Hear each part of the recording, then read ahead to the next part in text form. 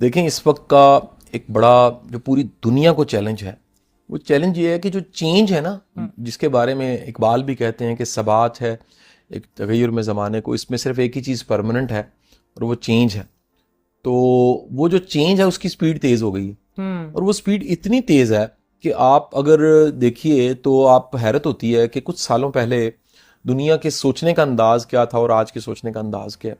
इसके साथ साथ जो तालीम का निज़ाम है, क्योंकि वो पूरे सिस्टम की रीढ़ की हड्डी होता है, वो भी बदल गई है। दुनिया की जंगों की शक्ल बदल गई है, दुनिया की इकॉनमी चेंज हो गई है, दुनिया में जो कह लीजिए नए गोल्स हैं पूरे वर्ल्ड के, वो पूरे चेंज हो गए हैं। उसमें मौसमी तब्दीलियाँ ऐसी आ रही हैं, इन्वायरमेंट जो है वो टॉप फैक्टर बन गया है, उसमें एजुकेशन के नए KPI सेट हुए हैं और उसमें सबसे बड़ी दुनिया ऐसी है जो वो ये सोचने लग पड़ी है कि अब और प्रोडक्टिव कैसे हुआ जा सकता है। तो गैजेट्स की तरफ से बड़ी आसानी आई है, नए नए गैजेट्स आ गए, टेक्नोलॉजी आ गई, AI ऐड हो गई है।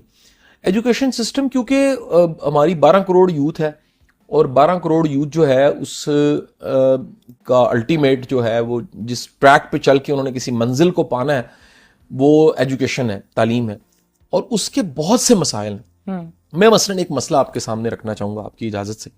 वो प्रॉब्लम जो है, इस वक्त अगर इस साल में किसी का भी बच्चा 9th क्लास में पढ़ रहा है डॉक्टर साहबा जी, तो समझ जाइए कि वो बच्चा, उसका डिप्रेशन में जाने की टेंडेंसी ज्यादा है। क्यों ज्यादा?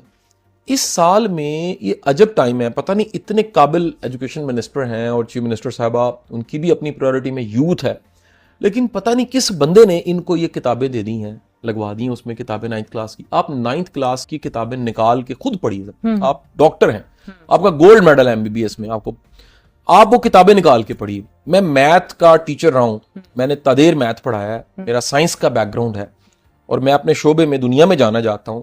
मैं अगर अपने 9th क्लास के बच्चे की किताबें निकाल के देखूं तो मैं सर पकड़ लूंगा कि ये किताबों का जो लेवल है वो इंटरमीडिएट का लेवल है, सेकेंड ईयर का लेवल है। कुछ चीजें ग्रेजुएशन से डाल दी गई हैं उसमें और कोई सोचने को तैयार नहीं है। देखिए, आप 9th का स्टैंडर्ड अगर ऊंचा करना है, आप उससे पहले देखेंगे कि 1 2 3 4 5 6 7 8 के बाद 9 आई।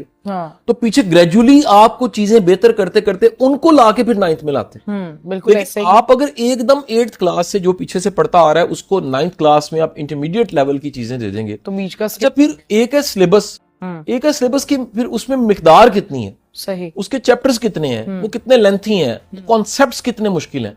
अब उसका नतीजा ये है कि हमारा जो 9th क्लास का बच्चा है, कोई मुझे पेरेंट्स सुन रहे हैं, वालिदैन सुन रहे हैं, मेरी बात को सेकंड करेंगे, आपका 9th क्लास का बच्चा शदीद डिस्टर्ब होगा, वो डिप्रेस होगा, वो स्ट्रेस में होगा। उसका जो एक वो जो बैलेंस है, एक हेल्दी रूटीन के पढ़ना भी है, खेलना भी है, सोचना भी है, सोशल भी होना है, फैमिली एक्टिविटीज में हिस्सा भी लेना है, वो उस बेचारे के बस में नहीं होगा। वजह क्या है? वजह ये है कि वो जो सिलेबस पढ़ रहा है, वो जिसने डिजाइन किया है, जिसने प्लान किया है, उसने पता नहीं कौन सी रॉकेट साइंस के साथ वो कर दिया। ये सोचा ही नहीं है कि इसके लिए टीचर तैयार कितने हैं, इसके लिए बच्चे तैयार कितने हैं, इसके लिए सिस्टम तैयार कितना है। अब मिड ईयर पे कुछ सुनने में आ रहा है कि जी कुछ किताबों को बदला जा रहा है, कुछ सिलेबस को माइनस किया, और मिड ईयर आधा साल गुजर गया। आप कंफ्यूजन की हालत जरा सोचिए, यानी ब्रेन की सबसे जो बुरी हालत होती है ना, माइंड की, वो कंफ्यूजन होती है। उन बच्चों की कंफ्यूजन की हालत सोचिए, टीचरों की कंफ्यूजन की हालत सोचिए। तो एक ऐसी गवर्नमेंट जो इतने बड़े क्राइसिस को सॉल्व करके यहां तक पहुंची है, जिसमें हमारी चीफ मिनिस्टर साहबा का बहुत विजन बड़ा है और बहुत मेहनती खातून है। मतलब मैं सच्ची बात बताऊं कि गुड लक है कि इतनी काबिल चीफ मिनिस्टर हमारे पास हैं, और जो एजुकेशन मिनिस्टर है राना सिकंदर साहब, भाइयों की तरह दोस्त भी हैं। मैं हैरान हूं कि उनकी नजर से ये चीजें क्यों नहीं गुजरी, और अगर नहीं गुजरी तो खुदा के लिए ध्यान दीजिए, ये बड़ा जुल्म है। लाखों बच्चा 9th क्लास में है, स्कूलों में पढ़ रहा है, एकेडमीज में पढ़ रहा है, तैयारी कर रहा है, वो बेचारा डिस्टर्ब है, वो स्ट्रेस में है।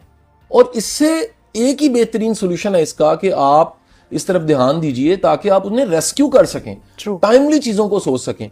और जिनके बच्चे हैं बिलखसूस 9th क्लास में, मेरी उनसे रिक्वेस्ट है, मेहरबानी फरमा के वो अपने बच्चों की मेंटल हेल्थ का जरूर ख्याल रखें। ये जो बैच, जैसे कहते हैं कोविड वाले बच्चे बगैर इम्तिहान दिए उन्हें डिग्री मिल गई थी, ये जो बच्चे हैं इन पे जो स्ट्रेस डाल दी गई है वो इनकी कैपेसिटी से बहुत ज्यादा है। That's true.